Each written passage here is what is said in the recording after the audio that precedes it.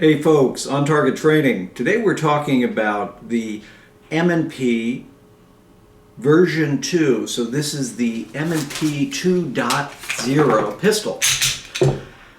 So Smith has made some very nice improvements with this version, including stippling around the total frame here. And the stippling really feels great in the hand. It's a really good balance. It's not too much, but it gives enough grip or purchase that for my hands it feels great. A couple of other things that you'll notice here: scalloping around the front. Many people like to do the reset by pulling the slide back from underneath. I mean, again, to me that's fine. You can certainly do that.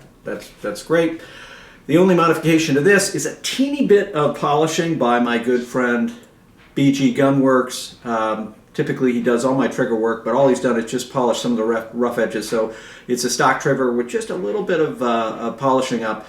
What Smith & Wesson finally did with the newer guns is they've addressed the lack of reset issue that for many people like myself was frustrating, because you'd have to put in the apex reset assist mechanism, sometimes called the RAM. You have to put that in or do other modifications. Now, some people don't care about the trigger reset at all. For me, I like the tactile feeling once I press the trigger of the trigger actually resetting. I like to feel it in my hand, and from a dry practice standpoint, I like to hear it. So that to me is a major improvement. The other thing that I've done, just because I prefer a simpler sight system, these are the Trijicon Hd Sights with the red outline on the front. And of course they've just got tritium inserts in the rear, so it's a black rear during the day, but at night you of course can see those tritium inserts. And the nice big dot on the front, that big red dot that really draws your eye to the gun as you present the pistol. Other than that, it's typical Smith & Wesson. Nice, good, tight fit with the frame. Good workmanship. Everything looks very nice here. One of the other things that Smith & Wesson does, of course, with their pistols, in this case you have 2 magazines, which I think is the bare minimum any semi-automatic should be sold with, at least 2 and ideally 3, but in this case 2 magazines. These are the standard capacity 17 round magazines. These are not the restricted capacity, so 17 round mags.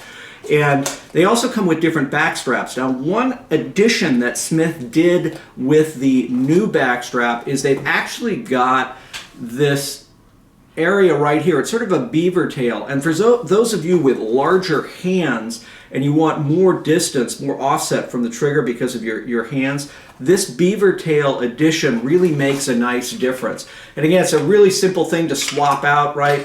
Pop this out, insert the new, and you can see here we've just added a shade, a teeny bit on the upper here of this grip. And so for those of you who prefer that and they don't want their hands maybe getting up too high and maybe having a chunk taken out of their hand by the slide, you've got that. So that to me is a good feature for those of you who are looking for something like this.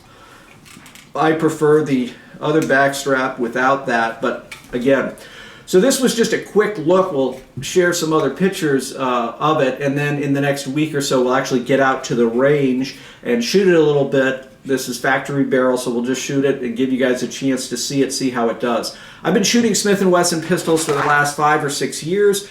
They've worked extremely well for me, and I've put tens of thousands of rounds down range with them, and they've been 100% reliable.